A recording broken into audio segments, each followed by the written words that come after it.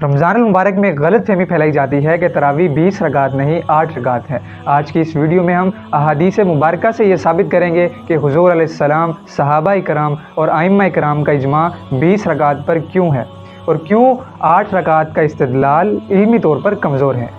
ناظرین، دین ہمیں اہل بیت اور صحابہ کرام کے ذریعے ملا ہے۔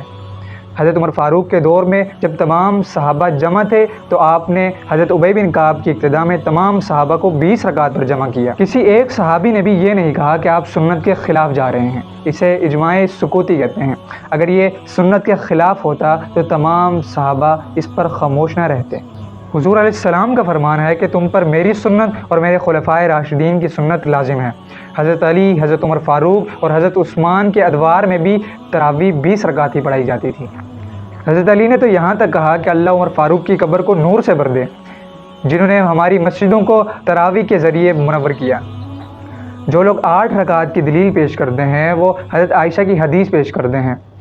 اس کا جواب یہ ہے کہ حضرت عائشہ تہجد کی بات کر رہی ہیں، تراویح کی نہیں، کیونکہ آپ نے خود فرمایا کہ رمضان ہو یا غیر رمضان، تراویح تو صرف رمضان میں ہوتی ہے۔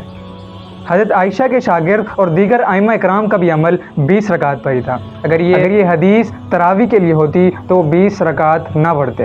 اہل سنت کے چاروں امام، امام ابو حنیفہ، امام احمد بن حنبل، امام مالک اور امام شافعی بھی 20 رکعت کے قائل تھے۔ امام شافعی تو فرماتے ہیں کہ میں نے شہر مکہ کو 20 رکعت پر ہی عمل کرتے پایا۔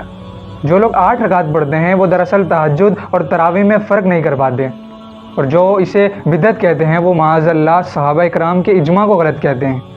اہل سنت کا تو وہی راستہ ہے جو اہل بیت اور صحابہ کرام کا راستہ ہے۔